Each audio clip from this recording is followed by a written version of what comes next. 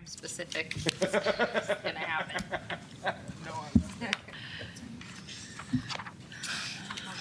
Do we do a roll call first, by chance? Yeah, we actually do. Chairman Fan, I'm here. Vice Chair Rocha. Here. Nicole Kennedy, Here. Randy Goodman, Here. Arnold Urias, Here. Tony Teeters, Here. and Mr. David Rowe, having resigned from the committee, is obviously excused. Okay, first up is item 3A, approval of the minutes of the October 4th meeting. Very thorough. Yeah, very thorough, thank you. I'll motion. I'm sorry? Oh. Yep, well, first, any questions or comments about the minutes? And we'll need Okay. two separate motions for the two sets of minutes. Right. So may I have a motion on the first one? I'll motion. Second? Second. All those in favor? Aye. Then item 3B is the approval of the October 16 minutes. Again, any questions or comments? May I have a motion? Go ahead, Arnold. I motion to approve. Okay, I'll second. you second? Yes, All sir. right, we have a motion and a second. All those in favor? Aye? Aye. All right, unanimously approved.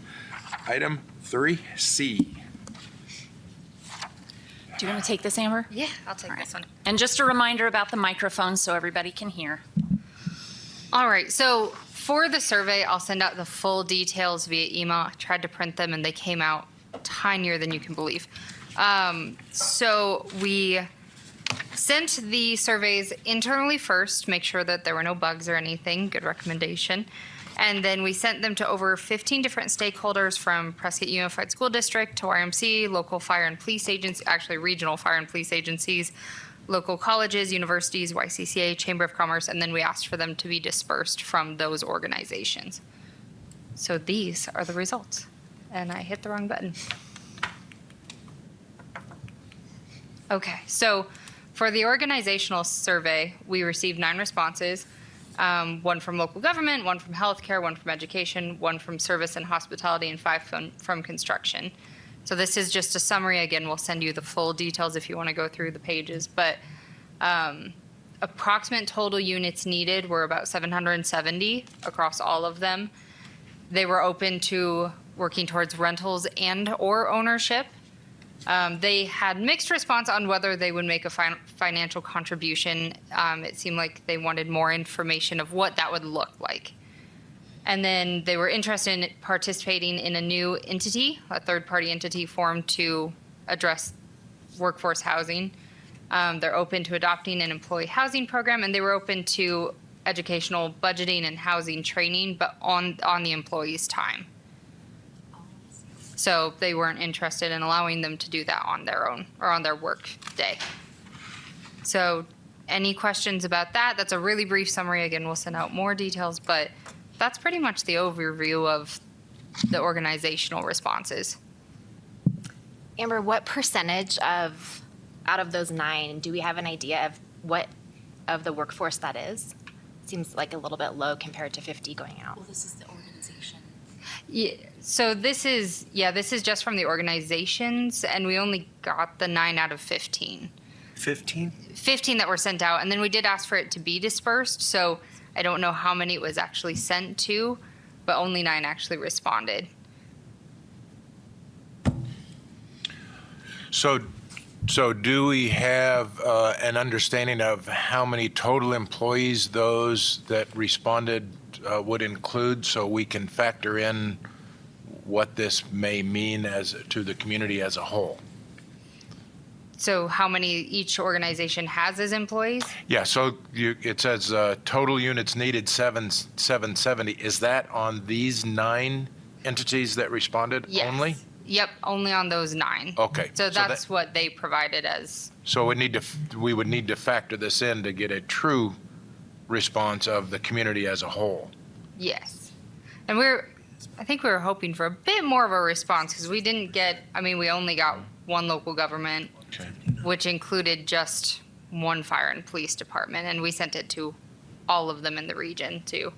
So it was a low response on that end. All right. Do we know how many total employees that the respondents include by chance? We don't. Get that. We can get that, yeah. I think that would help us give us a percentage Okay. of workforce that's needed, and that'll help us give us some better guidance. Okay. All right, we can do that.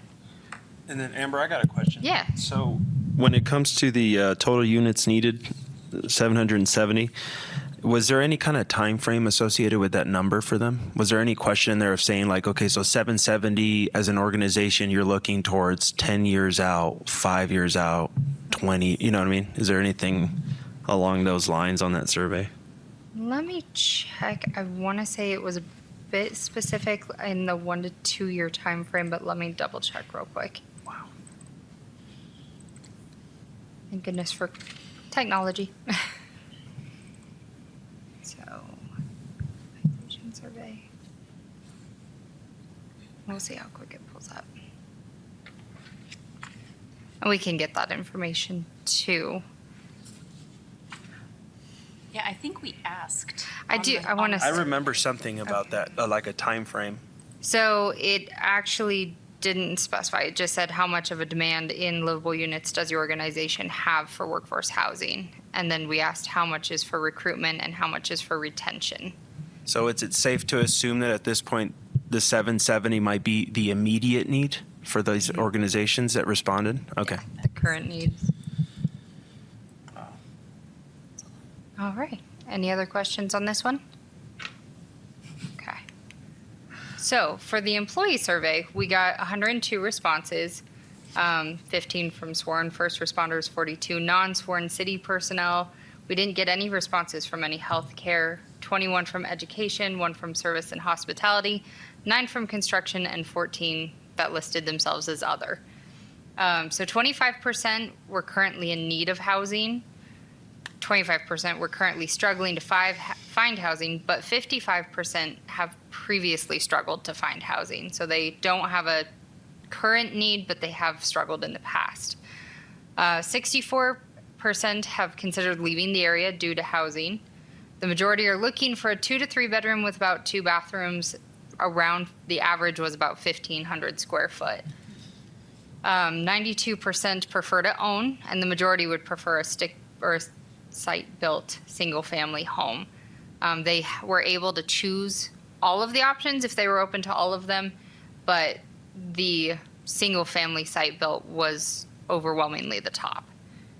So majority want about a 30-minute max commute, and then the average monthly payment, so I added up all of the monthly payments that everybody put in, the average was $1,474 that they considered affordable. And then 54% had not saved up money towards a down payment. So there's a lot more details in the actual results I'll send out to everybody, but this is just an overview. We were kind of looking for what product was the workforce looking at or looking for, interested in, and so they were looking for the 2 bedroom, 3 bath, 2 bathrooms, and 1,500 square foot for $1,474 a month. And I'm sorry, you said the 1474 included what in that figure? So the 1474, let's see, some of them specified that they would prefer the amount include utilities, but I don't believe we specified on that one. Let me see. So we didn't go into details of whether or not that included utilities. It was just what monthly amount do you consider affordable? But some people did put in, I would appreciate this with utilities included, or I couldn't go above this without a short commute because I can't afford gas with it. So there's a lot more details in there about that. But a lot of them just put the general number. Okay, good. Thank you.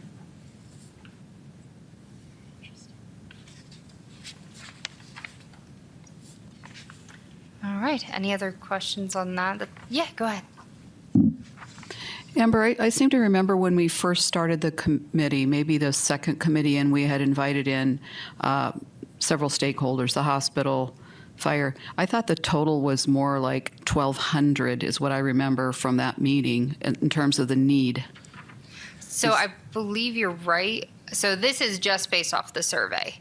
Okay. So just the people who filled that out, but that did include the hospital and Prescott Unified School District. They were two of our stakeholders who did fill this out, and they were the 700. So the 70 were from all the other ones. I can't remember which one needed 500 and the other needed 200. But zero healthcare workers responded to the. To the employee portion, Okay. yeah. Thank so, you. though we sent it to all of them, it didn't seem to go through all organizations. Oh, go ahead. Oh, microphone, sorry. Here. My question is pertaining to the employee survey summary of the 102 responses. How many were sent? So we just sent them to the stakeholders and asked them to put them through to their organization. To their employees. So it's the same stakeholders where 15 were sent, but we only had 9 responses from those stakeholders. Correct. And there were I think I only actually heard back from 3 of the ones that we sent this to. So though it was sent out and 9 filled it out, they didn't respond on whether they would be sending out to their employees or actually any response Okay. in general. The significance in my question is because on this workforce housing definition sheet that we're all holding in front of us, it indicates that per the Bureau of Labor Statistics for the jobs listed in Prescott, the AMI is 51,840. So this is relevant here because what I would like to know is if we can go back to the 9 respondents and obtain an average income for their employee base so that we can take that into consideration with the AMI as kind of a base analysis on the capacity to qualify. For example, the household respondents or the employee survey respondents, indicated that 1474 is a comfortable housing payment. Now, housing payment is pretty vague because we all would like to know what do they consider included in there. Just a quick calculation on a $350,000 loan amount at an interest rate of 5.5, which is lower than what the current interest rate is now. Your principal and interest alone would be $1,987. So that is what I would like to work on, is to get an idea of, as we work towards our goal of down payment assistance, mortgage assistance, what type of subsidies are we going to have to work towards in order to bridge the gap for qualifications? And I think that information from the 9 respondents on what the average income is going to be very helpful in that calculation. Was that one of our questions? Your monthly gross and monthly net? Oh, yes, it was. Sorry. Yes, so we actually did ask that. It's been a long week. So we did ask what their families and households' gross monthly income was. And it's as large of a range as actually and we'll send out that information that has all the details as well. But so that's just the average, but the monthly payment amount that was considered affordable ranged from, I think we even had someone put in $500 all the way up to $3,000. Sure. And their monthly gross incomes range between, we have someone who, and some of them put in large numbers, but so 3,200, 7,000, 10,000, 6,500, 2,800. So it's a fairly large range too, all the way up to 12,000 a month. So we'll send that information out as well. Perfect. So. All right. Is that it? I think that's it. I'll send more details, which may lead to more questions afterwards. This was just a brief summary because we probably could spend decent amount of time going through all the answers, but I'll send it out to everybody. And you said you'll email out the full results to Yes. the committee? Yep, with all of the 102 individual responses and all that. Thank So, you. All right. Anyone else? All right, thank you. Item 3D. All right, that is me. Ms. Tammy DeWitt is out of office currently, so I'll be guiding us through the general plan housing element. I do hope everyone had a chance to read it.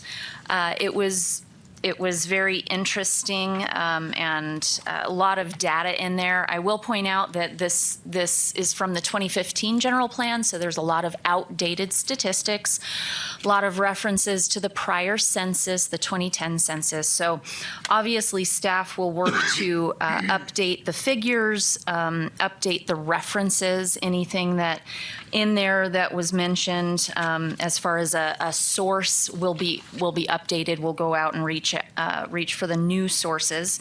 So wanted to throw it out to the committee to see if there were any particular call outs that you had. I will mention that I went through it and can see areas that I would add information and maybe take away information. But just to clarify what the general plan committee is looking for from the bodies that kind of focus in these particular elements. If you want to go so far as to redline the document to give back to them, you can definitely do that. But at this stage, I think it would be helpful for the General Plan Committee to have some broad goals of the committee to incorporate. If there's any particular things that you want to change about it, a red line would be helpful. I don't know if it's necessary at this point, and if you needed a little bit more time to do that and you wanted to do that, you could have more time to completely go through it. So at this point, focusing on is the text in this document close to what we'd like it to be? Are there goals that we'd like to change that are mentioned? For instance, I noticed one of the goals was Prescott should consider supporting the creation of a county-wide housing authority. And I know we've had discussion of a housing authority in the past. Was that successful? Was Yavapai County reticent to create the housing authority? Should that goal within this old text be updated to something else? So we're kind of looking at it from the 30,000 foot level right now to make sure that it's capturing the essence of what this committee thinks the housing element should reflect. And again, this is a 10-year general plan update. So we're looking kind of far beyond, not looking at our short-term goals so much, but as Mr. Howard Mechanic mentioned at the last committee meeting, is there a number of housing units that we want to get to? These are the kinds of things that we should be thinking about as we approach this update to this document. And Connie had a question or a comment. Chelsea, I'm sorry. Has any work been done on possibly looking at the pros and cons of a workforce housing authority here in Prescott? Housing authority, we're working on that. We haven't got the full flush of it yet. It would require a lot from the city of Prescott. And really my concern would be budgetary constraints, because you'd essentially be adding more staff and another department. So I think in looking at the housing authority option, we need to weigh other nonprofit and outside organization structures that can look at it. But on its face, I just don't see it being feasible for the city at this time. Yeah, and see, that's the thing. I'm not advocating for it, but I thought a good understanding of the pros and cons of having a housing authority, because some municipalities do have that. Mm-hmm. And I've had a few people call me and say that you need to develop a housing authority, but there are a lot of strings attached to that, and as you said, it's a lot of costs. So I just thought it'd be good for the committee to understand the ins and outs of a housing authority. Yeah, I think what I'd like to do is create some sort of a matrix that kind of puts out the high level items, the pros and cons, like we talked about community land trusts in the past. We've talked about nonprofit organizations and partnering with an organization similar to Arizona Housing Solutions of Northern Arizona. And just kind of what the impacts to the city organization would be, and like you said, the pros and cons, basically. But yeah, Housing Authority is a difficult one. No other partners in the region have picked it up, and I think there's a reason for that. So good question. But I found it interesting that was mentioned in the 2015 general plan as an item, as a goal. Well, at the very least, I think maybe the members might want to just look it up if they are interested in it, because it is very in-depth and very involved. It's very involved, and I would encourage you to look at Flagstaff, because they do have a housing authority, and just taking a look at their website and finding their housing authority through the website, the department, and what they all do. It's involved for sure. It would need to be a separate department here at the city. And Do they have, administrative-wise, is there more than one person? they have like 6 staff Okay, people. that's what I thought. Thank you. Yeah, something like that. It is. It's bigger than the planning division for the city of Prescott. So, Chelsea, yes, sir. in reading this, the Countywide Housing Authority, I read that too on page 7. It makes me think about what we're doing here. Are cities around us, like Prescott Valley, do they have a similar board to us? And if so, are we talking to them? Or, I mean, it seems like maybe we're all working independently and we shouldn't be. Yeah, great point. They don't have a committee, a standing committee per se, but they did have a workforce. I can't remember what they were called, but I'm looking at Miss Sandy Griffiths because she sat on that initiative, and they produced. It was almost like an ad hoc committee that was targeted to pull in information. They produced a report that we provided to the committee. As a output, basically, but I don't think they're a standing body that provides input any longer to Prescott Valley. And I don't know if Sandy, you want to. I can quickly answer that if you. Here, I got it, Mike. We would love to hear from you. Oh, never mind. I can't get it back in now. Thank you, Chairman Fan and committee.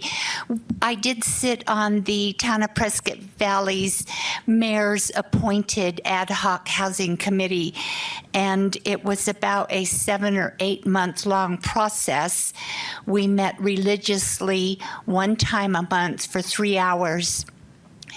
And we prepared a document that I was so proud of. I sent it to Chelsea, and we outlined the strengths and weaknesses that the town is facing for housing.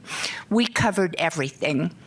Since then, the housing department for Prescott Valley, they have hired an individual to maintain and help that housing move along. We're looking at meeting with Yavapai County for their A Home of My Own program, because they felt it important enough to really pick the low-hanging fruit. And those plans are the low-hanging fruit right now. There's no question about it.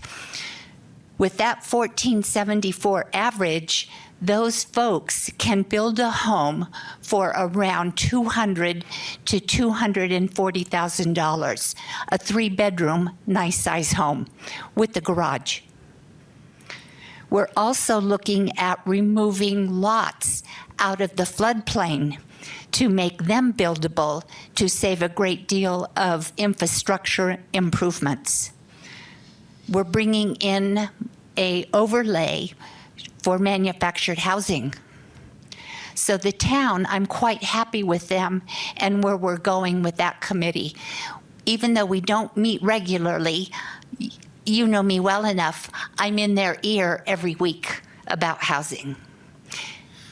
To answer Arnold's question, the contracting community, the average salary about $41,000 for a general labor right now, $41,000. You're welcome. We sent our survey out to 400 individual companies. I heard that question. So I did. Thank you for doing that. And I sent it out. 9 companies replied. Terribly disappointed. I'm sure you all are. The other item up there that concerns me is that 64% are considering leaving the area. So we have a great deal of work to do, and I am again really proud of the Prescott Valley area map and work that we did and put together. John, you were on that committee as well. So we worked very hard at it. Well, Mike, I'll direct this to the board. So my thought is, would there be a possibility of us getting involved in development that isn't in the city limits?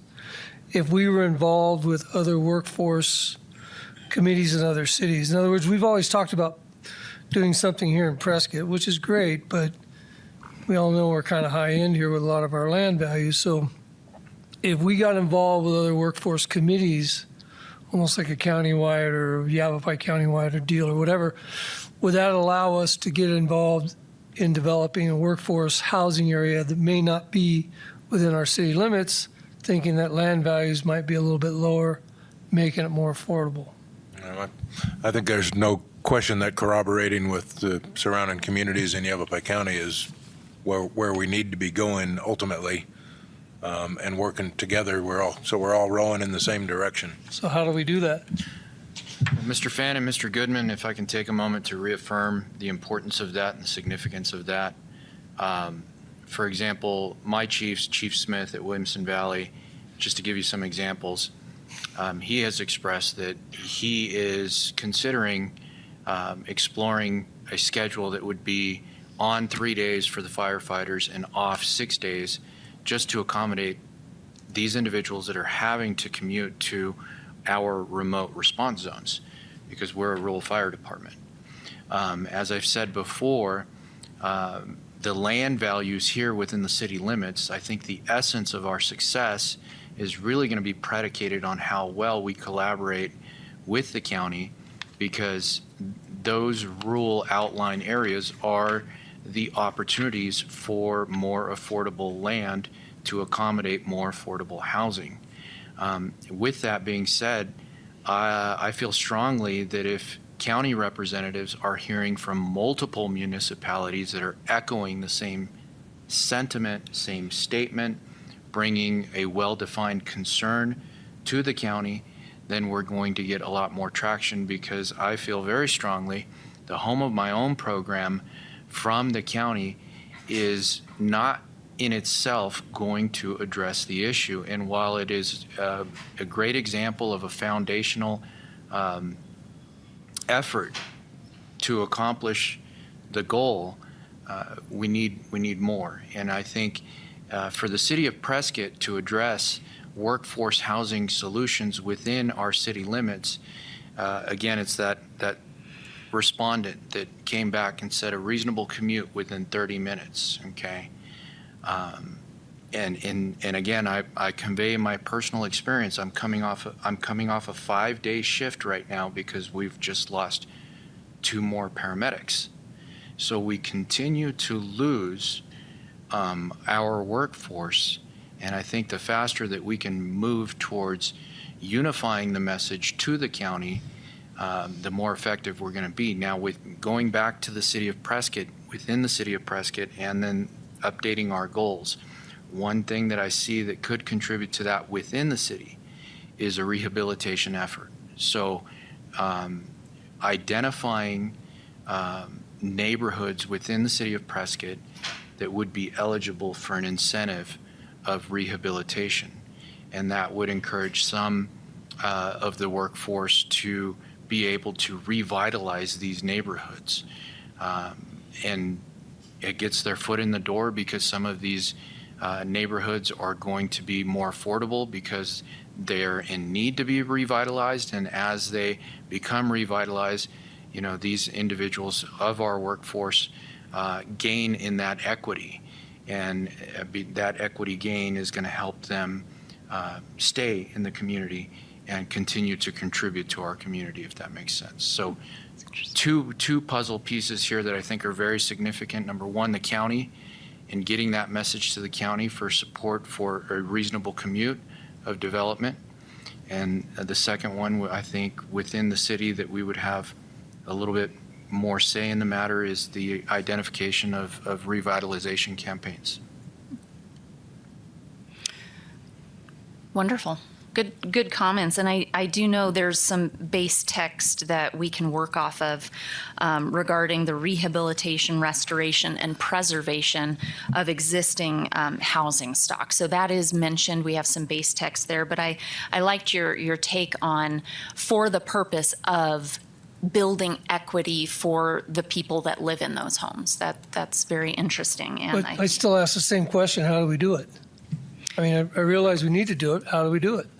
How do we reach out to Prescott Valley or Chino or whatever? And so collaboration, yeah, how do we do it? collaboration.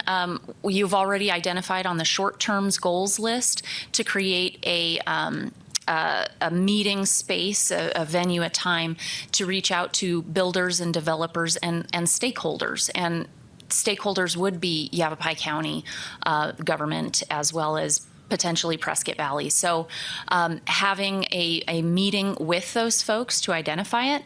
As far as what that looks like, coming back to the agenda item, as far as what that looks like in the general plan, simple statement that regional collaboration is sought and important, and a goal for the future and over the next 10 years is to bolster those relationships, to partner in whatever ways that we can with our regional partners to help with this issue. Okay. That's a great answer, Chelsea, but how do we do it? In other words, do we call this fellow that she talked about that hired by the city of Prescott Valley? We start with scheduling the meeting. It's as simple as that, Randy. We have their names, we have information from their organizations, and we schedule time with them. And perhaps we work through Sandy, and I didn't realize John Rocha was on the Prescott Valley. I wasn't. Oh, you weren't. Oh. This- You must have been thinking of another maybe I was committee. pretty involved, obviously. Housing is up my alley, but I wasn't. Okay. Yeah. But the second part of my question is, if we generate revenue, if we figure out a revenue source, which is, we know, part of our plan, right? Will we be able to take the revenue we generated in this city and take it to another area outside city limits and spend it? I don't know. I'm asking. I highly Eagles doubt right there. I highly doubt that. But again, our ability to find revenue is going to be very limited. I think that would be a good long-term goal, is to continue to seek out ways to obtain revenue, a solid revenue stream. But that's not the city's function. The city is not going to be able to contribute millions of dollars to this issue. The greatest contribution that the city can make is to be a leader for the conversation and get people talking, bring in our stakeholder friends and neighbors and partners, and begin the organization to get us there. But I mean, hearing from Mr. Woodfill, our finance director, I think what revenues we can get at this point would be very little in the grand scheme of things. 770 units that are needed right now by the results from the survey. I don't think we can build those on our own.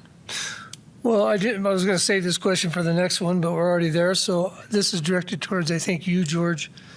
What about land lease with our developers? What is it? Can we do that? In other words, they would retain the ownership of the land. They would, the person would be buying the structure and lease it. Randy, let's wait for the, let's get back on topic All right. if we could, because the topic is our contribution to the general plan. All right. So, We're moving slow. Just hold on just a minute. I think you're on point, Chelsea. What we're looking for right now, as far as on this topic, is our contributions to the general plan. And I will say, I have read through this quickly, but it is dated. So it's not where we're currently at in our community. And there are things in here that are clearly going in the wrong direction to provide workforce housing. And they mentioned some items as far as where we're at on zoning, where we're at on true urban sprawl. And so I do think if we're going to have an effect on the general plan going long-term in the future, we do need to address this document and make sure the general plan covers what this committee's doing for. And my thinking is maybe we set up a subcommittee, maybe 3 of us or 3 of you, whoever wants to sit on a subcommittee, and spend probably 2 or 3 hours, 1 or 2 meetings to walk through this, come up with some red lines, and get that to Tammy DeWitt. Does that make sense to you guys? I'd like to offer allowing staff to just update the outdated stuff for you to work off of a base. Okay, good. And there are some things that, we could offer to get you started as far as, the document hits on a lot of things that the committee has already pointed out. Like on the first page, the 3rd paragraph is perception for higher density. That is something that this committee has already perceived as being a problem, and that's going to be an upcoming agenda item. I think we'll be digging more into that as we look at our short-term goals. But as far as the base information, it's outdated. We can offer and update that for you based on the 2020 census data, as well as other documents that it references that have been updated by outside sources. I think it would be good since we do have it on the agenda for this meeting, to just quickly mention the hot topic items, the big goals. For instance, collaboration. Community and regional collaboration is going to be key to get this off the ground and have a successful long-term product. So having and just thinking about ways to incorporate greater focus on collaboration throughout the document is good. The rehabilitation efforts to gain equity for those parts of town, for the people that own those homes, that's fantastic. So did anyone else have any other input? I mean, the document also encourages, encourages infill, which is something that we definitely need to do. There's a lot of other items mentioned, like the missing middle housing. We have a lot of large lot, single family. We have some condos, some apartments, the multifamily housing. We've seen it come in greater. We have a number of apartment projects that are either in the works or coming online soon, but ways to encourage that. And food for thought on this particular goal setting. We're looking at ways in which we remove barriers for the development community as it relates to affordable housing. And for my final project in school, which I graduated last month, I did a 15-page research paper on how to build affordable housing in Prescott, Arizona. And there are several opportunities for us to use the general plan as a springboard for ideas. I did prepare a short PowerPoint if you want me to take them through. I'm trying to get everybody to think about goals and ways to encourage projects coming into Prescott and using the general plan as a tool. I think Tammy mentioned at a prior meeting that as opposed to previous general plans, this document is going to come with an implementation element so that it's in front of everybody. I mean, if everybody had this in the forefront of their minds, we would have had an answer to the question of creating a county-wide housing authority. Is that realistic? Do we know? Has a county been asked? I don't know. So the implementation section of the... Chelsea, can I add to that? Yeah. So, kind of in response to you, Randy, the county is working on this issue as we are, maybe not to the same degree. I just had Jeremy Dye, who's the director of the Community Development Department, interviewed him for an hour, and they are definitely on that. In fact, they're right now researching additional plans for the Home of Our Own program.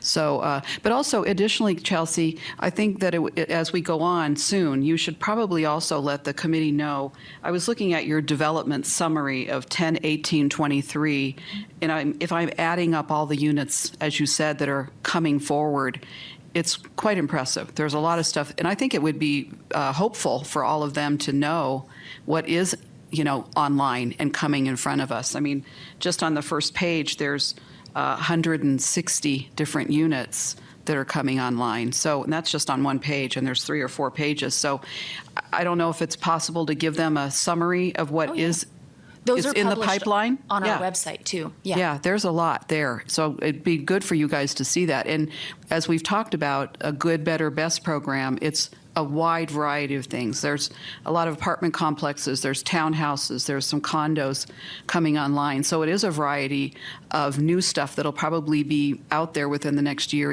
and a half. So that should be considered for sure. And that is good information, and that'll definitely help the housing stock. But I'm pretty sure all of those projects are going to be market rate. So it'll, No doubt. yeah. So it doesn't help our affordability focus, but it does help the fact that there's enough stock out there to maybe make a dent and, I don't know, make things a little bit even keel and not moving up so much. So. Yeah. So are you guys okay with Chelsea proceeding with her presentation? Just short, I think there's like 6 slides. I think that would be helpful for us. Okay. Thank you. If IT could throw up the other presentation in the folder, that would be great.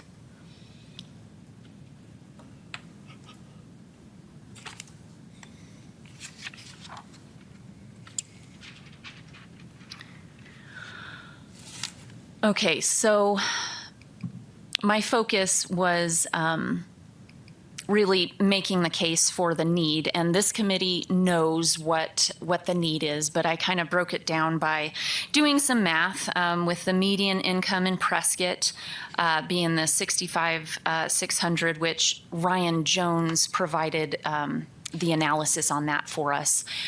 So with HUD's definition, and that's the next agenda item that we'll get into, but HUD says that 30% of gross income plus utilities is what is defined as affordable. So using our median income, our rental power comes out to only $11,900. And the survey results coming in at 14 was awesome. However, looking at the average rental fee for a 1-bedroom in Prescott is $1,675. So again, this is just making the case for why we need affordable housing. So identifying the pieces of the puzzle that will help, and this is something that the committee can consider in putting in the general plan, as well as recommending policy decisions for council consideration. Are the people that engage in this process need to have passion, and they need to have public engagement. This committee can grease the skids, as it were, in approaching the community to begin with, but they need to engage the public a lot through the process. Looking at city codes and policies, there's a couple of things that could be tweaked that would help and remove hurdles for affordable housing, affordable workforce housing. Neighborhood design consideration, the existing text of the old general plan already addresses some of it, so we could potentially use that and update it. Looking at housing product options, the old text from the general plan mentions manufactured housing, but we have other housing options out there too. And then there's some construction techniques that may be mentioned in the general plan. And, again, pieces of the puzzle that when you adopt any one of them or a collection of them moves us closer to the goal. So as far as planning, patience, and public engagement, for our project team, our project management teams, and again, this is something that we need to put out to everybody as they approach this issue and getting out in the community. Start strong and hunker down. We need to make sure that the community understands what the goal is. Get everybody on the same page. Plan well.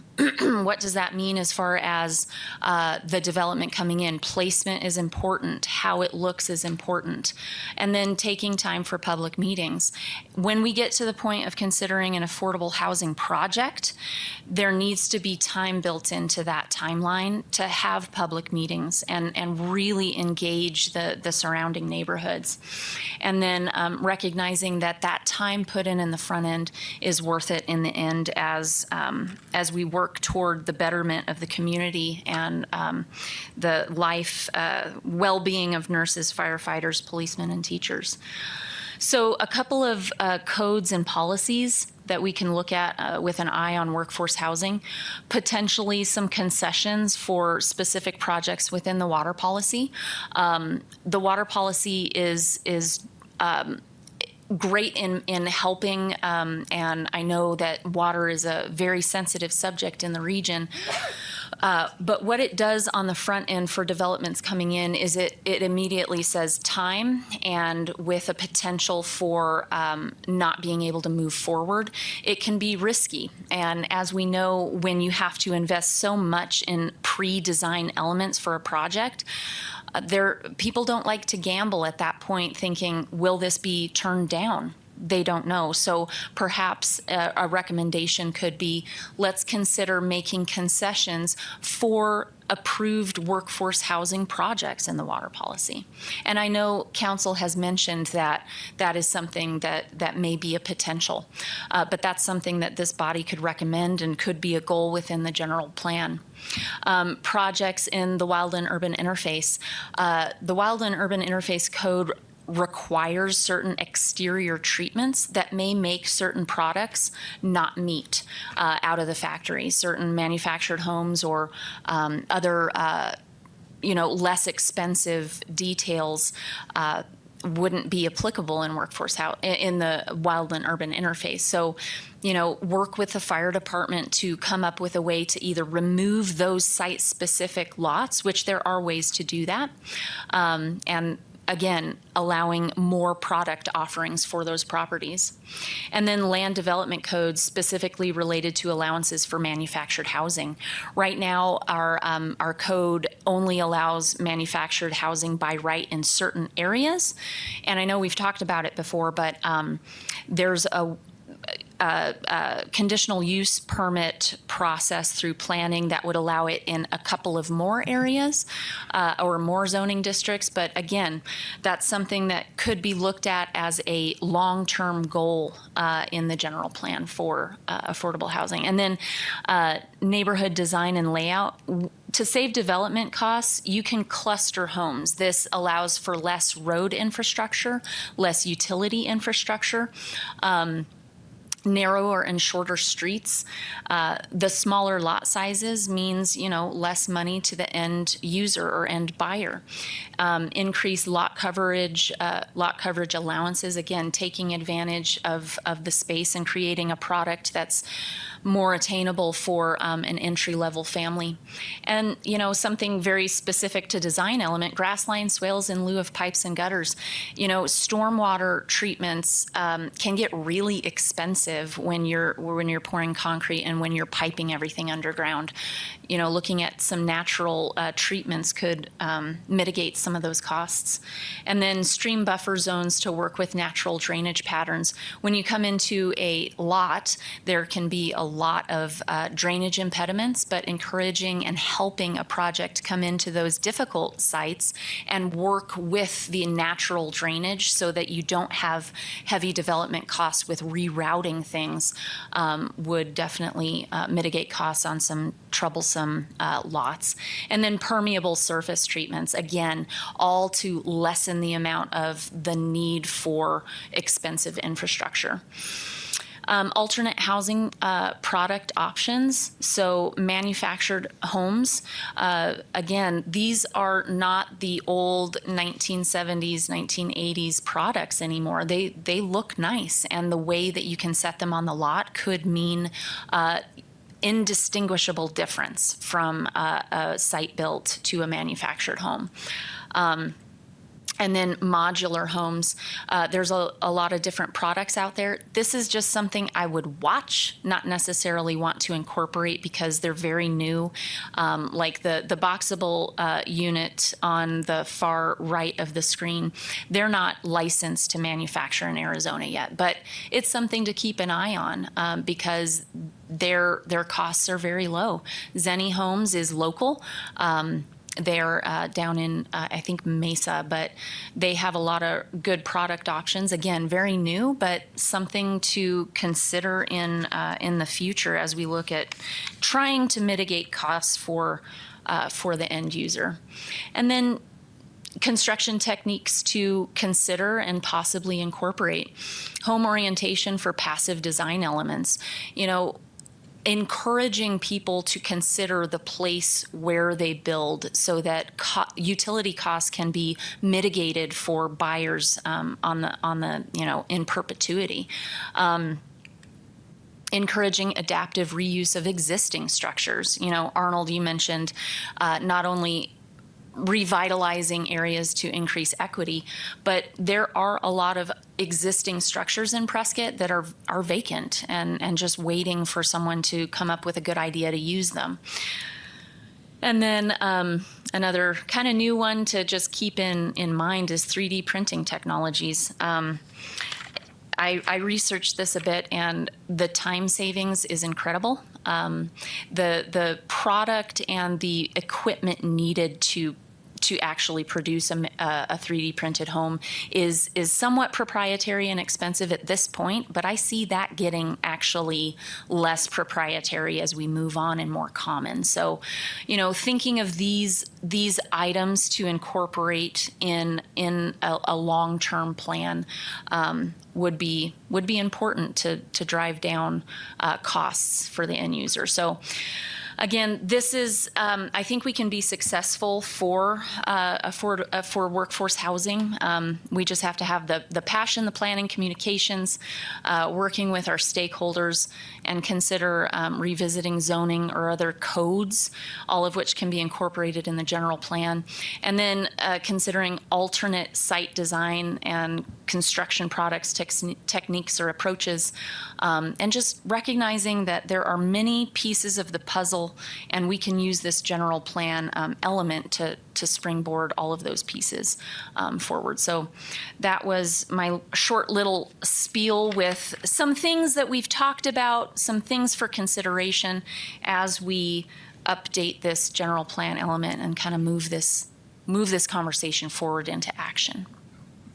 Any questions? Can we get a copy of that presentation? Yes, sir. Just a comment. I just love that you have the passion to be here. Thank you. Yeah, this is I am passionate to be here, and I appreciate working with all of you passionate folks. We'll get there. We'll get there, Randy. I promise. we'll get there. That was in her last. Go ahead. Yeah. Yes. What grade did you get? I got an A. Thank you.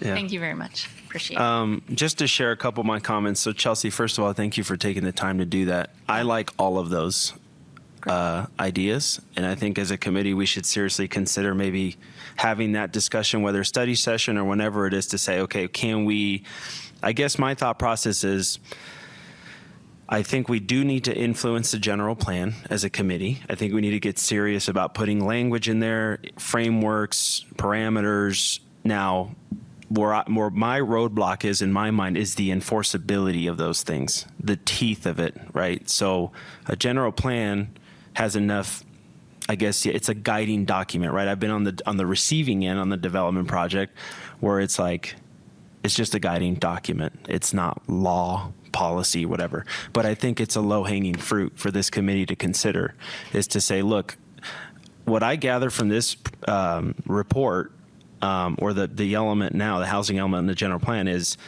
it's still the same problems, right? So the stats are from 1996. Like, I agree, we can have some more updated resources here, but we can all, who have lived here more than, say, the last decade here, I've been here 16, maybe 15, 16 years now.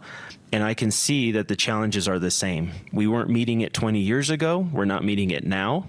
We've had housing options that are, we've put all our eggs in the basket of maybe sprawl developments, of master plan communities, hoping, and I don't blame developers or builders in a sense either. I mean, it's just the market. They have to build at what the costs of the market are giving. And so we're just never making a dent into workforce housing. So like multifamily, right? We've seen various multifamily projects in the last 15 years I've been here, none of them making a dent into the workforce housing segment of what we need. Again, not blaming anyone, just saying we can't make the numbers work to be there. So for me, it's looking at, there's a lot to discuss about physical, tangible projects, money, where's that coming from? I've kind of put that on the back burner for now and focused on what actionable things we can produce out of this committee. And I would think that for the general plan, we would look at, these are just my opinions, my suggestions to this committee to consider, is the zoning element, right? Getting ADU language in the general plan to say, we are incentivizing, the city's working on incentivizing, these are the parameters of what ADUs can do, what you can use them for.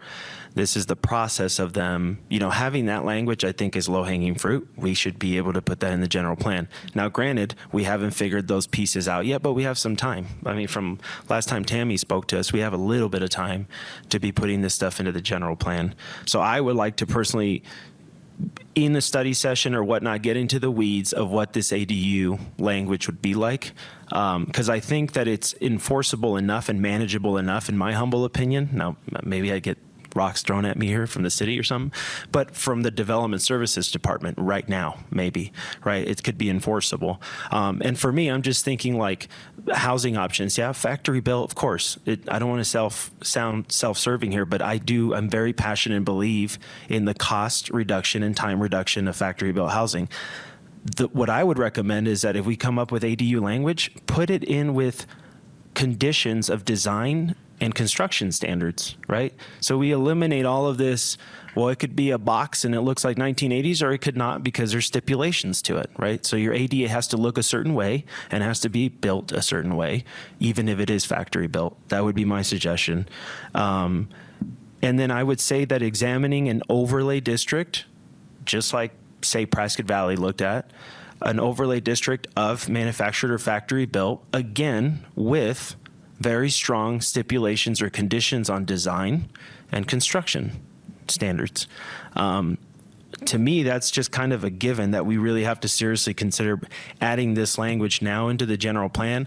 I'm not going to concern myself too much about the teeth part of it and the enforceability part, because I think that's where we're spinning a lot of our wheels, is trying to figure out the long-term ways of managing it. And I think this is a great opportunity, in my humble opinion, to have the timing work out that the general plan is being looked at and we are being formed to address workforce housing issues in the city and regionally. So I think if we can get some updated data, great. I'm not going to be surprised as to that data looking the same. But I think we have to start somewhere. And I think it's in zoning. Like I said, your policy ideas from your presentation, I think, are very legitimate to consider as short-term and long-term. And I think this is the document, the general plan is the document that we need to get these elements in, quickly as a committee. Thanks, Mike. I think we have our first volunteer to work on the language for the general plan. Any more comments? Chelsea, can I just ask you, what is the status, and maybe this is for you, George, about the ADUs? Because that might be a good project for this committee. Get it together and get it in front of council. Yeah, I know that George's team is looking at putting those before planning and zoning at an upcoming meeting. At his presentation, they've roughed out the changes that need to be considered. Did you have any comments, George, as to how it relates to Workforce Housing Committee in particular? Well, are you going to be stating step by step how we're going to clear the path for these, because there's so many things that are going to be involved in this. Setbacks, sewer taps, water meters. Those things, I think, have to be streamlined and included in this to clear the path, because having all these ideas are wonderful, but until you've done it, there are hurdles. You have no idea. And then things don't apply in some areas because we have historic districts, those kinds of things. And I think that all of that's got to be thought out so that if somebody's going to put the money into this, they're going to come in and they're going to be hitting the wall with all of these requirements that are in our code. I'm sorry, George, but it would be helpful if I say this before you get going. So one thing I haven't clarified is I guess my idea I'm proposing to this committee is with ADUs, it would be, I would think it's, there has to be some sort of proof that if someone, say if a family member is in the service industry, construction industry, healthcare, whatnot, I'm just proposing that can the city successfully manage a proof of that person being within a workforce housing definition and being able to live there, right? Because that's been some concerns before is, well, how do we enforce that? I mean, so people just throw up ADUs and then start renting them at market rate and making money on their properties. So I guess that's never been clear, and that's just my idea is some enforceability of, okay, your family or friend is in the healthcare sector and qualifies under the workforce housing defined per, this committee or the policies of the city, whatever, and a proof documentation, right, like anything else, would suffice that. That seems pretty low hanging. So maybe you can speak to that, George, as you brief the committee. Yeah. That'd be great. Thanks, George. One of the problems that we've looked at is creating the opportunity to do ADUs is something that's common across the country. A lot of communities have already done it. Focusing the ADUs and limiting them to workforce housing related uses of residential is harder. It's way harder. And a lot of places have been unable to do it. They've simply allowed ADUs as a by right use of residential property and called it good. At that point, what they're doing is simply adding additional units to the market with the hopes of the more units you have on the market, the lower the overall cost of housing will come down. We're looking at various different methods. Some communities use deed restrictions. You have to provide a deed restriction if you're going to get permission for an ADU. I don't know if we want to go that far, but that is something we've looked at. Conditional use permit process, where you have to get special permission, and that special permission gives us the right to monitor it. If we give you a conditional use permit to operate a specific type of business, we can monitor whether you're operating that business. And if you change, then your conditional use goes away. That's another option. Everything we do to narrow the scope to more affordable housing uses for it adds bureaucracy to it.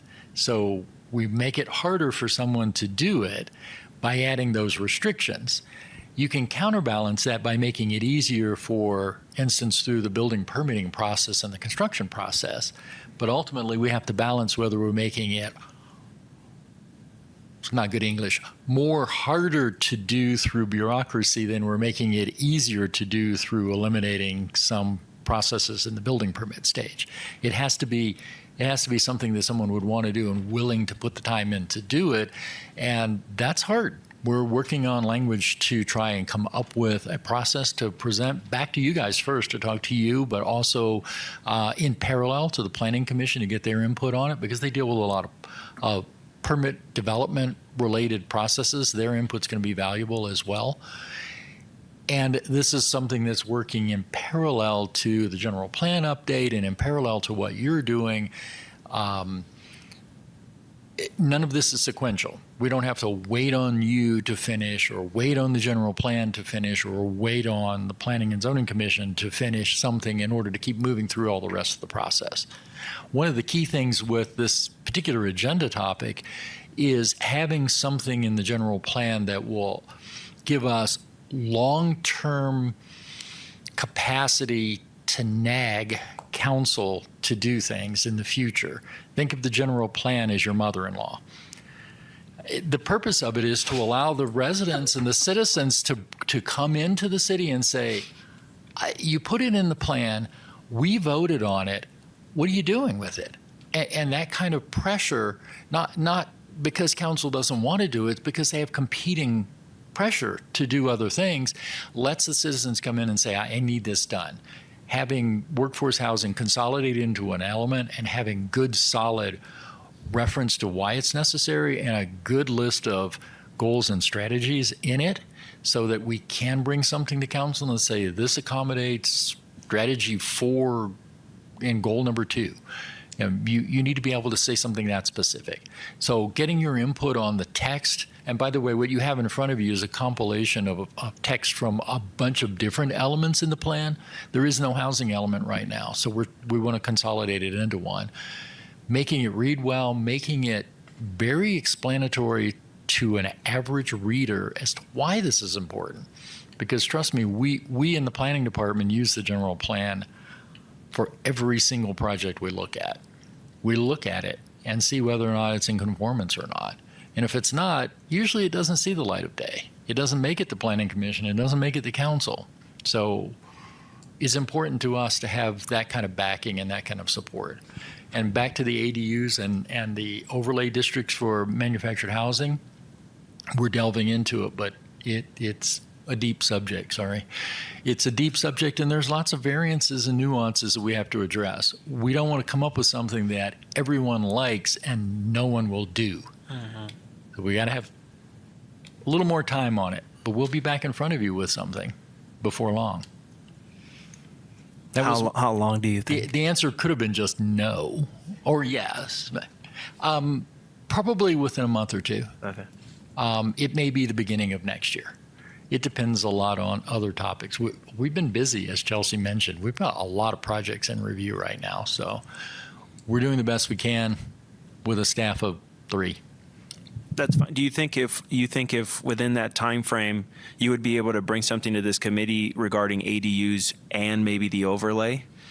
Even if they're brief type of like, this Yes. is kind of what we feel like what routes we can take. Yes. These are some obstacles in place. It's kind of like a brief. Okay. We can do that. The ADUs is the harder piece of it that has more complicating factors to it than the manufactured overlay. That we can do faster. So I think we can bring both to you at the same time. George, if I may, I'm going to echo that sentiment and then also emphasize the difference between the local building authority, housing authority having jurisdiction, and our aggregators, such as Fannie Mae and Freddie Mac, and how they look at these things. So while you're on point when you say that none of this is sequential in the planning phase, when we get to the implementation phase, we need to be very mindful of those underwriting guidelines, because just to give you some examples, Fannie Mae and Freddie Mac do have specific guidelines for enhanced manufactured homes that are not subject to the adverse pricing adjustments of traditional manufactured homes. And with that goal in mind, things like meters, for example, are very significant in ADUs, because in underwriting guidelines that could distinguish the eligibility from it being a single-family home with an ADU for an enhanced loan-to-value, enhanced lending capacity, as compared to now we have 2 meters and is this 2 units on the appraisal report.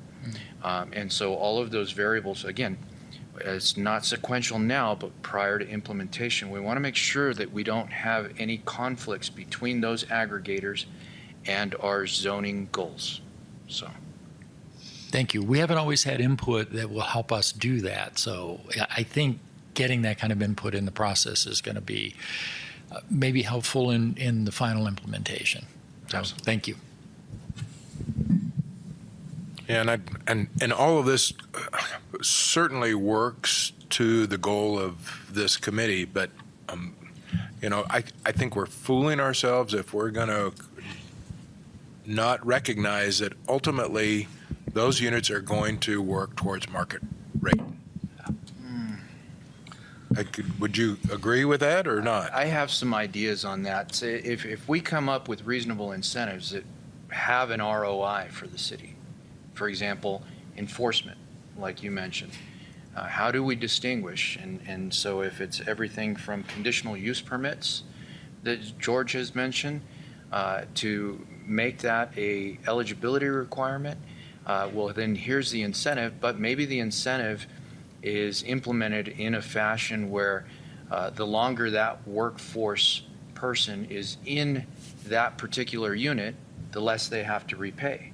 Okay, so if this is somebody that has the intent of maybe flipping it within a few years and then relocating, that doesn't contribute to our goal of retaining that workforce housing population. Okay, so in that circumstance, you can specify that if they sell, okay, then it's due upon sale.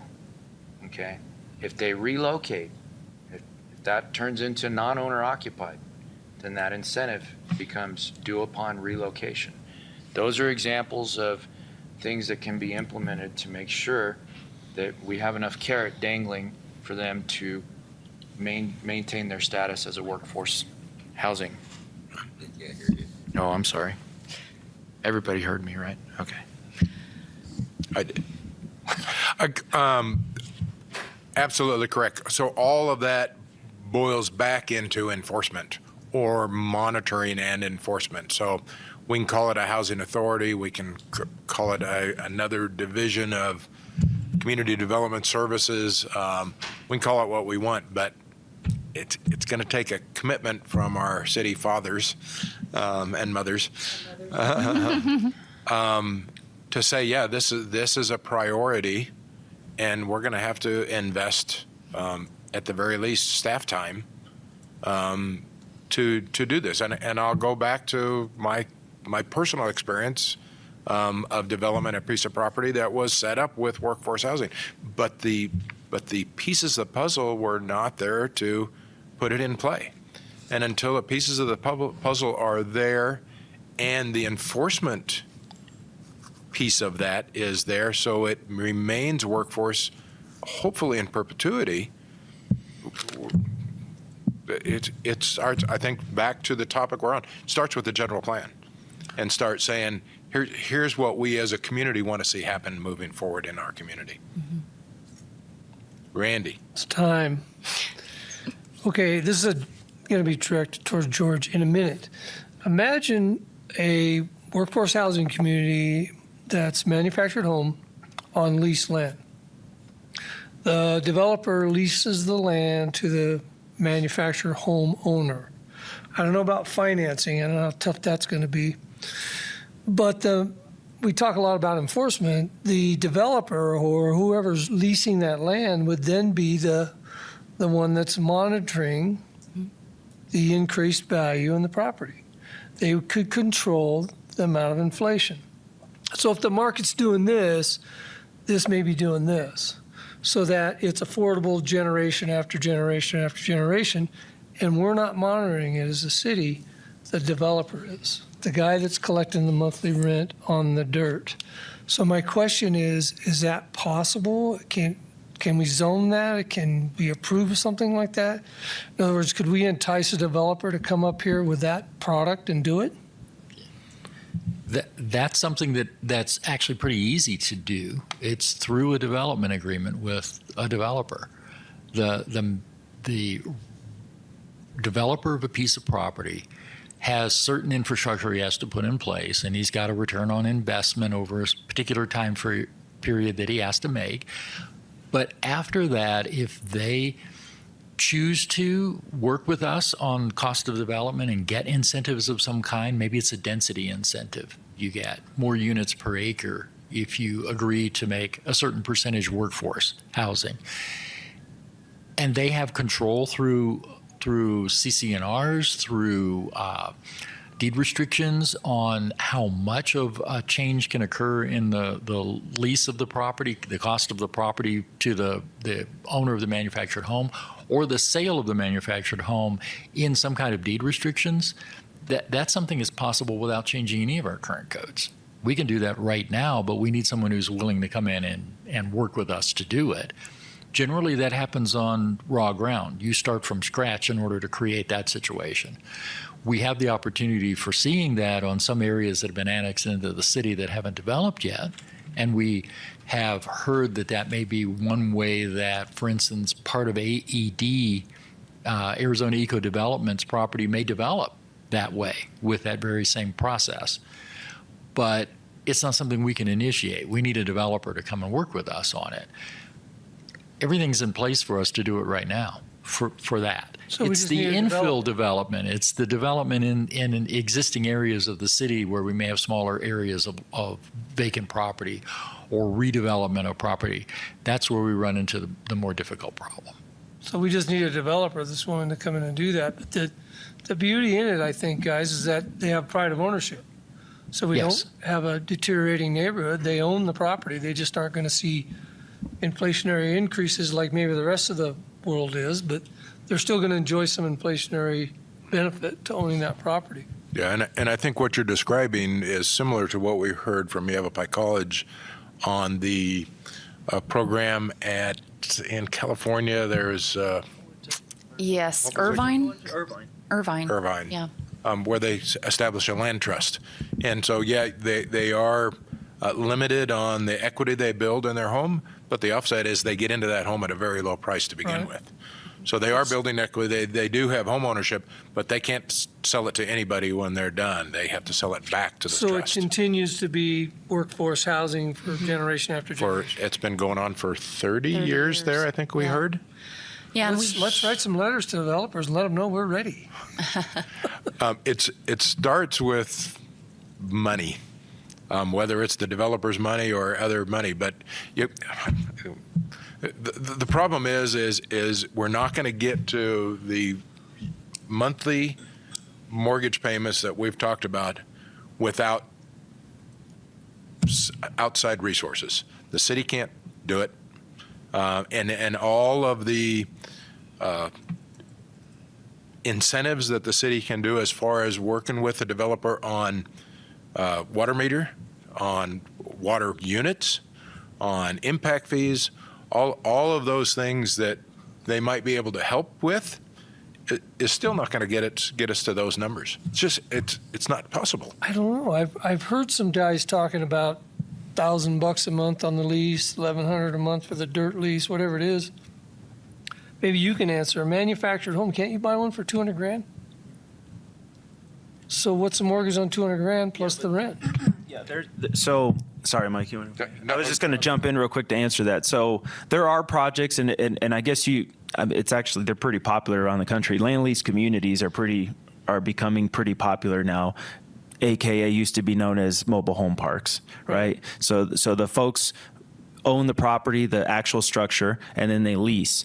So from projects that I've been privy of recently, is that they're still over by the time you're paying your, say, chattel loan of the house, the structure itself at anywhere from 7 to 9 points, you're probably, and the land lease, you're over $2,200. And that's just from projects that, so we go back to the same, it goes back to what Mike's saying. The magical piece of all this, now there's a lot of supplemental supportive things, zoning, policies, internal administrative things that can definitely encourage workforce housing production, but it's going to come down to money. Who can subsidize that hit? How is that going to happen? Right, because right now market value, I'm telling you with assurance, I know that for a fact. I've been part of conversations about developing such projects, supplying those projects, doing the construction work on those projects for just what I do with my company, and they're not being able to successfully meet anything under $2,000. What's the land lease cost? The land leases are anywhere from, I've seen them as low as $450 for almost no amenities, community amenities, to upwards of $850 to $950 a month with dog parks, clubhouse, fitness, pools. So by the time you pencil that in, plus your, 7-8% chattel loan, which is what you would need for a product loan for that structure for the home, I have seen nothing under $2,200 a month. That's not the numbers I heard, but okay, you sound like you know what I do. Mike, may I make comment on that too? One of the things, Randy, about this, if you're penciling this out as an investor or a developer, you have to decide whether you're going to make your profit up front or you're going to make it over the long haul.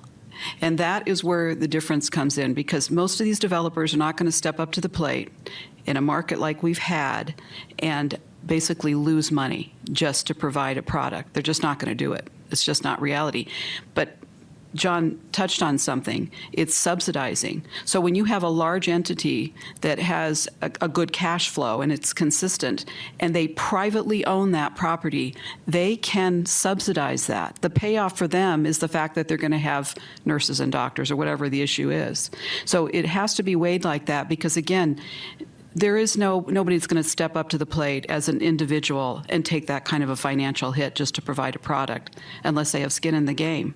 So the only way to do it is to subsidize it. If you are a private owner, you have a right to do that. I'm going to use the hospital as an example.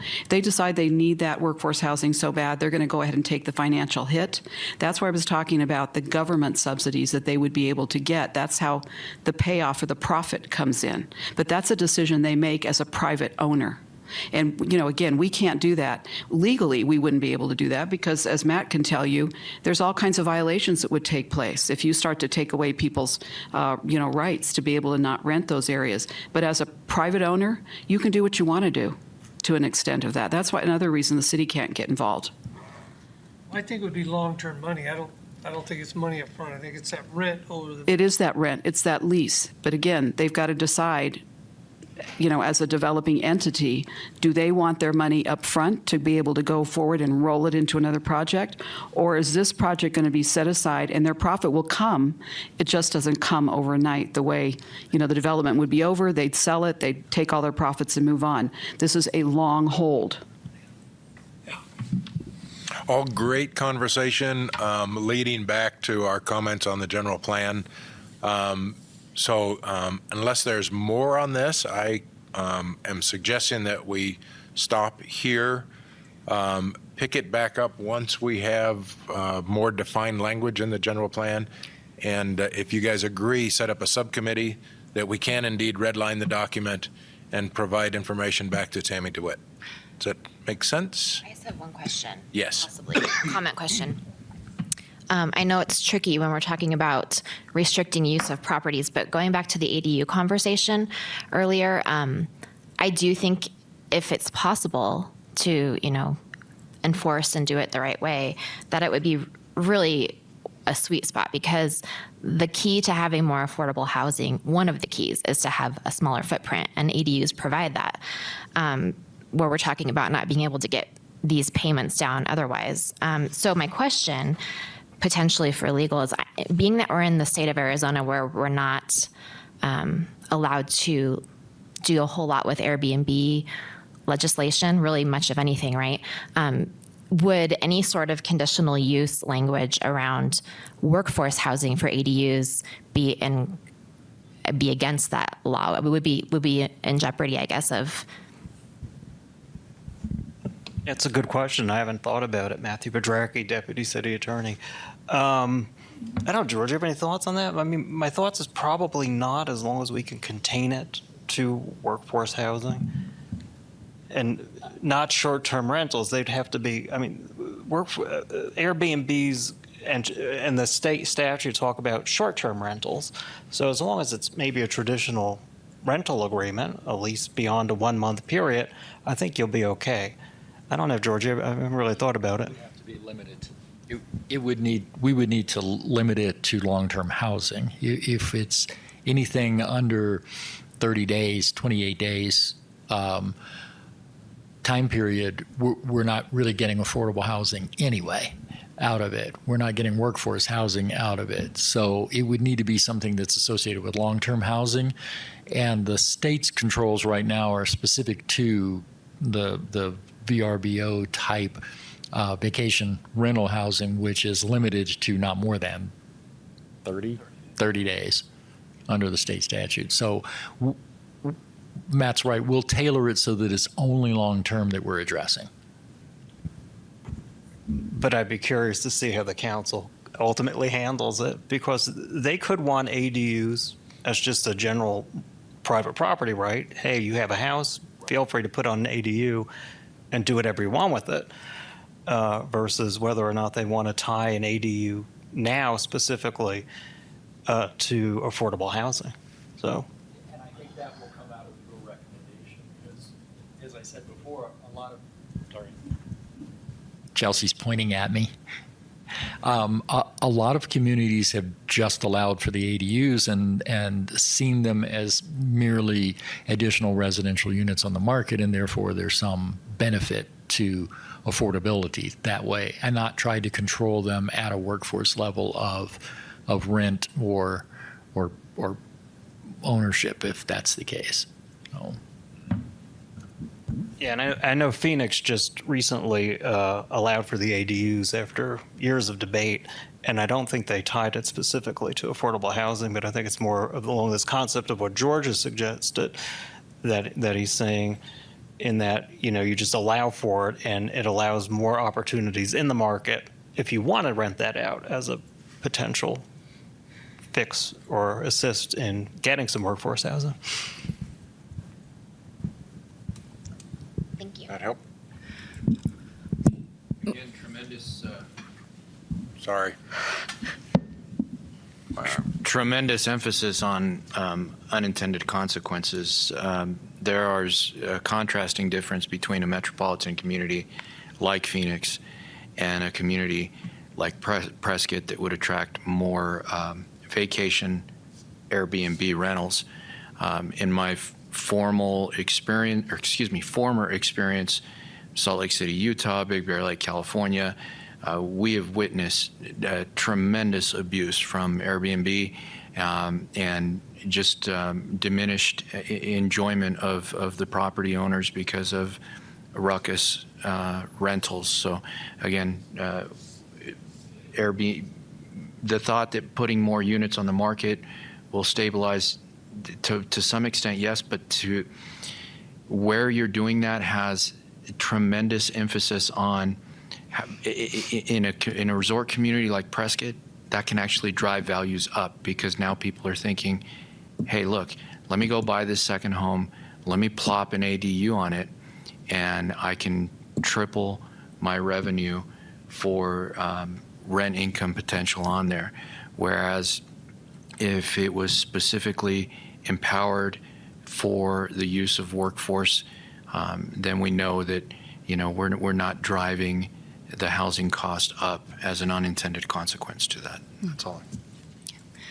Mr. Chair, before we move on from this agenda item, you mentioned scheduling a subcommittee. Can I get a commitment from members who would like to participate in that subcommittee? My intent is to have this document updated for consideration in the next week and a half. So I'd like to be able to reach out to those folks. And Mr. Teeters, thank you, sir.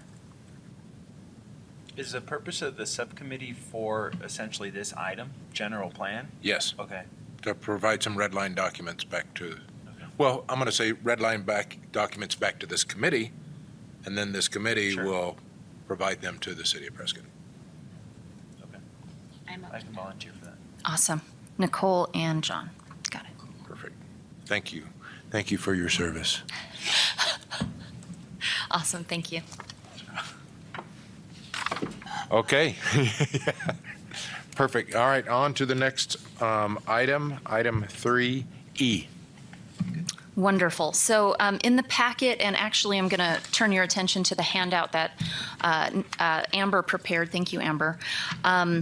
As we look at workforce housing definitions, I wanted to read a part of the resolution that formed this committee, because I think it kind of dovetails in and might need to be incorporated into the definition. But the committee was formed with the following comments.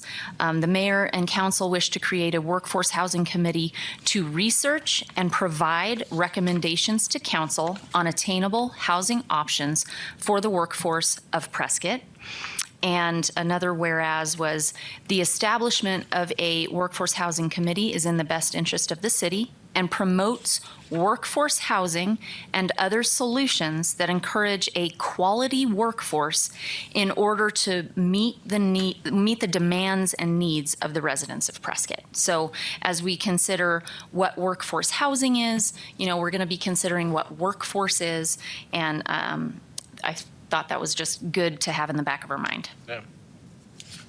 So if everybody has the sheet that Amber prepared, we have a definition from HUD, and then the definition that Nicole provided us at one of the prior meetings from ULI, which was very good. And then Amber also provided for the city employees what average take-home amount annually is, as well as the Bureau of Labor Statistics with the AMI, which is Area Median Income. So we have the amounts there, and this is kind of open for committee consideration and discussion. Dive in. Chelsea, the statistics from the Bureau of Labor, what year was that, or how recent is this? I believe that was based on Mr. Ryan Jones' presentation. I remember the 66,700. It might have been. I just got that from our HR director this morning. Okay, HR director this morning? Yeah. Okay. So I'd say that's fairly recent. Okay. Yeah. But that was not necessarily that resource was it quoted by Ryan on his, I'm just trying to quantify how far off are we on time, on data for these numbers? I would say that it's this year. Okay. But I don't know when. I have Ryan's presentation in my notebook. I could look it up while we were talking. Got it. While everyone's diving into. Yeah, if you don't mind, that diving would be into these great, just to definitions. kind of Yeah. establish I'll go ahead that and right take a off the look bat. Yeah. While everybody has the riveting conversation here. In case it's not like 10 years ago or something. I agree with Chelsea. I think these are numbers that I saw within the last several months.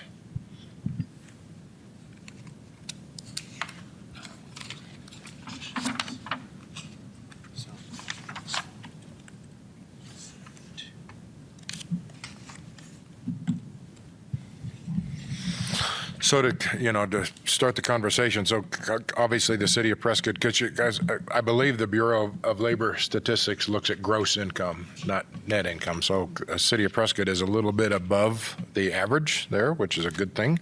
But the bottom line is we're rolling right back to, I think, to the numbers that we've been talking about before. When we look at a average median income of $51,840, we're back to a monthly rental or mortgage rate of around $1,200 a month based on current interest rates that are out there. So it's a challenge. Mm-hmm.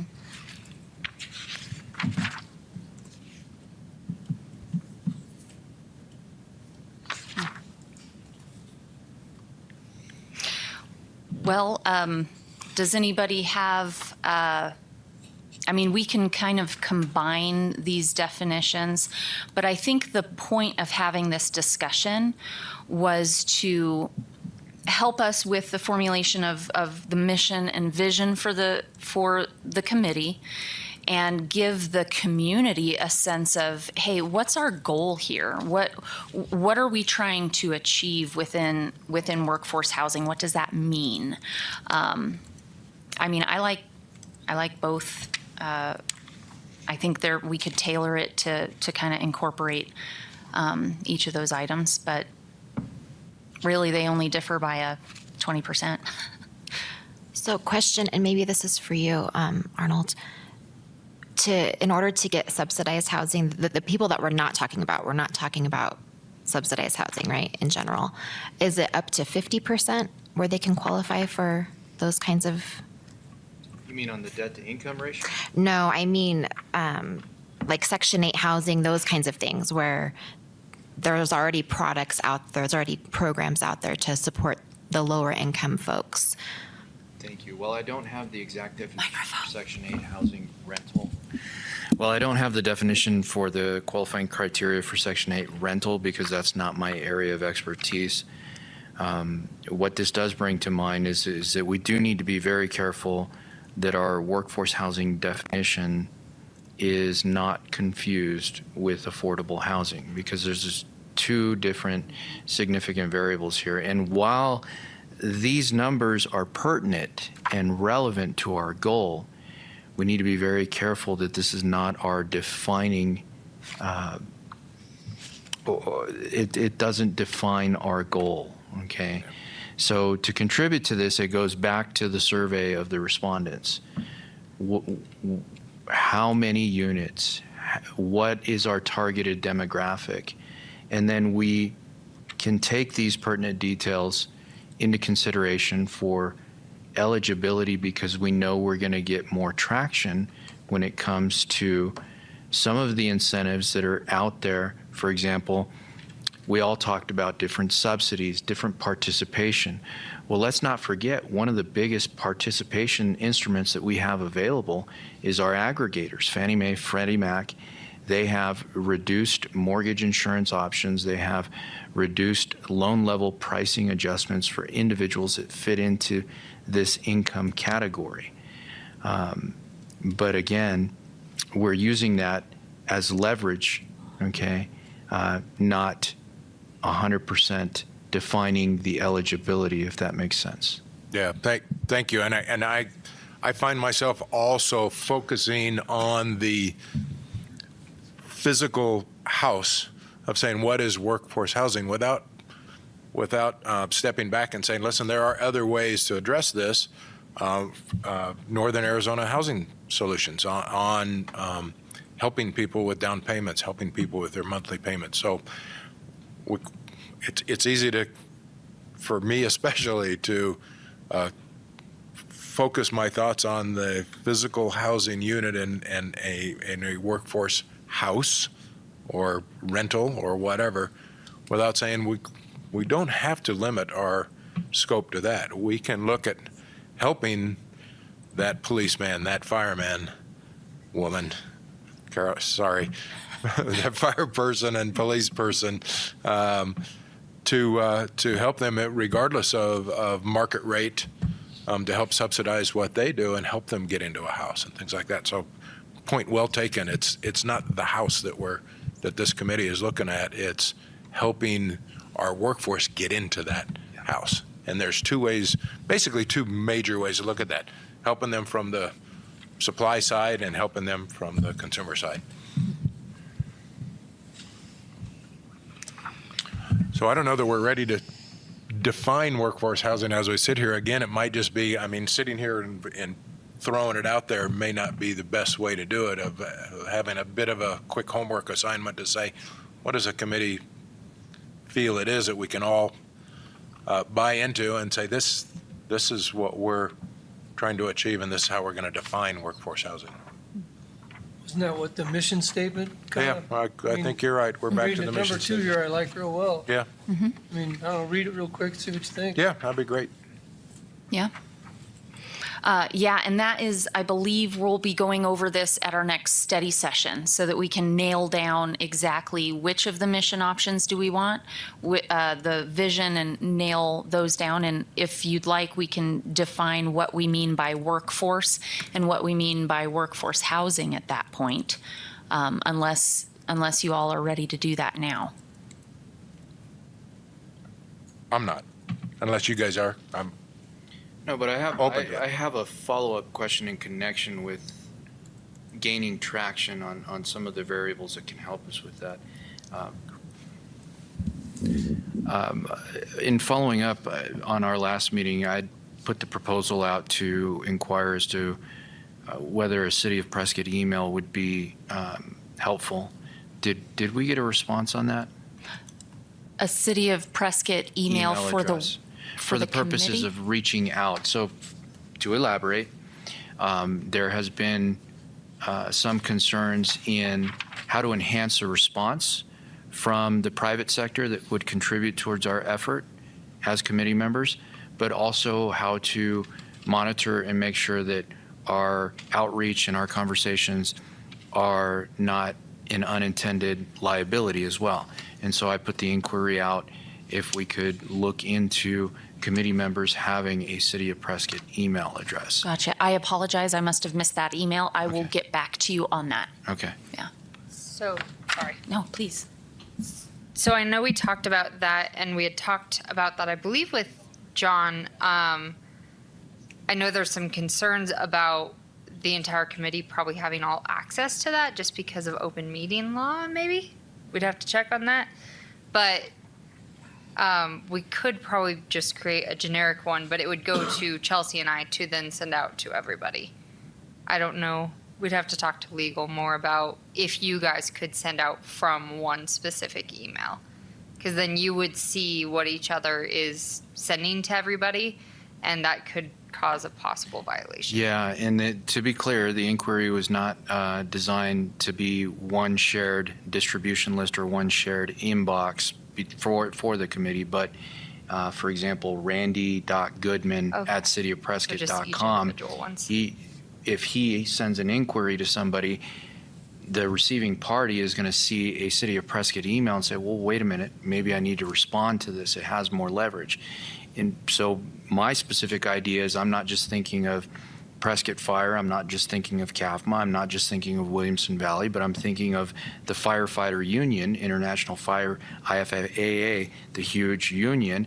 If I reach out to them and say, look, this is some of the things that we're working here in Prescott, how can we collaborate with you on incentives for our brothers and sisters that are firefighters?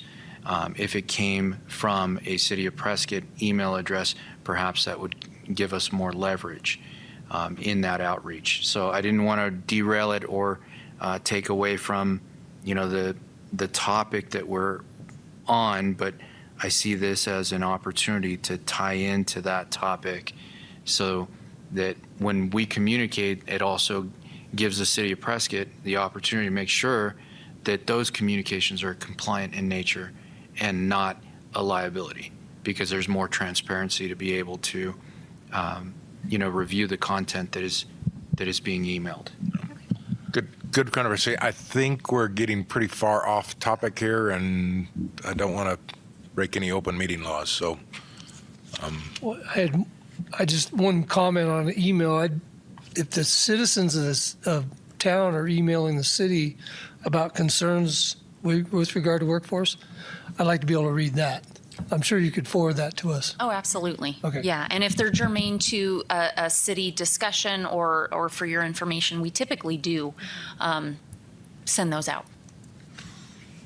Okay, can everybody work on workforce housing definition? We can get back together on that, so there's a clear definition of what we're calling workforce housing. And I think the next thing is future agenda items. Yes, sir. And just to tie on to what you just said, we'll update the list that Amber prepared, and we'll put at the top the definition of workforce housing, and then mission, options, and vision. And it kind of has a nice flow that maybe we could have a sheet prepared that would be part of our talking points as we look at that agenda item in the future too. So that's going to replace this, right? Yes, just we'll be adding on to it, Okay. onto the top. Okay, so for the study session future agenda, we'll be focusing on clarifying and refining the short-term goals list. And if you'd like, we could, at that study session, also go over this sheet, or we could do it at the next regular meeting. But as far as the study session is concerned, we sent out a bunch of dates via email. And did we select one? Sorry. So I wanted to check. It seemed like November 8th was probably going to be the most doable, but I wasn't sure we would have a full quorum. So wanted to kind of talk to you guys about that today and see if that date, I think it was, hold on, I've got the times on here too. So yeah, it would be next Wednesday from 2:30 to 4:30 p.m. So just want to make sure that we would have a quorum, because I didn't get quite the email response to determine whether we'd have a quorum that day. Is that the one I voted for? I don't think so. remember. Yeah, I think so. So how does that day look? Okay. November 8th from What time? 2:30 to 4:30. What time were you considering? 2:30 to 4:30. That works for me. Okay. I feel like we're doing bidding. We just need 4. Yeah, I might have to leave a little early, but I can make most of it. Perfect. We want all of you there, but that's a quorum technically, so.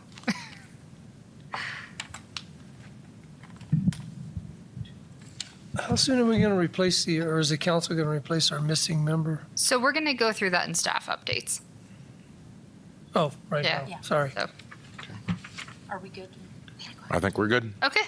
So about the filling of that role, our city clerks have published it, I believe, on the website, and they usually do a 30-day-ish time frame.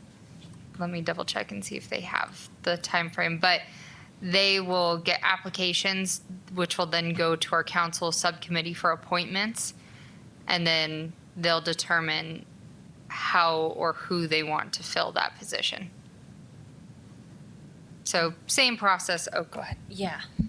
Just a quick comment. If you do have anyone in the community that you feel should apply, go ahead and encourage them. I think I can forward the announcement to the committee. We'll do that after this meeting, but the clerk's office put out in a publication through communications announcing the opening. So if there's people, I know I sent one over to Penny, who's been here at every meeting so far. So again, we're just looking for good applicants, and it'll be ultimately a council decision, but we want to put good people in front of them. So I'll send that out after the meeting. So in English, how long a time period is it? 90 days, 60 days? I'd say it's around 60 days. 60 It depends on when the subcommittee can get together and then go through. Like when they formed this committee, they chose to interview each of the candidates. Right. So that extended the timeline. I don't know if they'll choose to interview the candidate for the replacement for the one position vacancy. So it depends, but I'd say around 60 days. Okay. 2 meetings. And then we'll- Ballpark. Okay, and the other staff update is Mr. Mike McGinnis, who's with our CDBG. He's our CDBG coordinator. He went to a housing summit in August. I think you all remember me mentioning that. But I've asked him to prepare either an executive summary or a short presentation of what he learned at that conference, the connections that he made. The conference really focused on affordable housing and options for communities, so he has a lot of good takeaways. And then also to present regarding CDBG and the funding mechanisms that might already be available for workforce housing projects in the future. So that might come up on an agenda in the future, and I'll leave that to the chair and vice chair to decide. But wanted to let you know that that's something we'll have in front of you in the short term. Okay. And I think that's all the staff updates we had. Could I ask you guys to also touch base with John Heine, and whether it's a study session or a regular session, when he's ready to visit with us regarding community outreach? Do you know if he was ready for the November meeting, the study session? We'll have to check his availability, but I believe he was going to be ready. Yeah. I think he was ready for even today. He just wasn't here today. Yeah, I know he's a busy guy, so I'll defer to his schedule, but we'd like to hear where he's at on it, when he's available, and update us. Would the preference be, if he is available for next Wednesday, to have him at the top of the agenda, and then we could focus on goals and mission after that? I'd say it's up to him. The sooner the better for us. I think community outreach is important. Okay. So if he's available, great. If not, at some future. Next available? Yep. Perfect.